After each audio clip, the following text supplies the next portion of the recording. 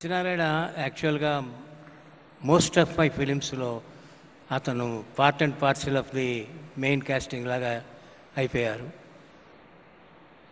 అతను చేసిన సినిమాలు సిరిసిరిమువ్వ దగ్గర నుంచి శుభలేఖ దాకా, ఇంకా పైన నేను చేసిన సూత్రధారులు దాకా కూడా అన్నీ వైవిధ్యం ఉన్నటువంటి పాత్రలు.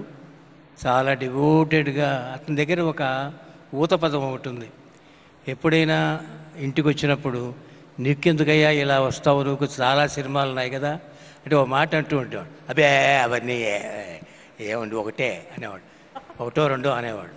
అప్పటికి ఆ చేతిలో 10 సినిమాలు ఉండేవి.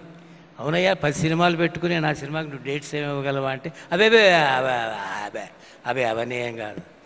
అలా ఒక ఫ్యామిలీ మెంబర్గా మా కాస్టింగ్లో ఆయన కూడా ఒక సభ్యుడిగా ఉండి చాలా మంచి సినిమాలు తీయగలిగామని చెప్పగలను.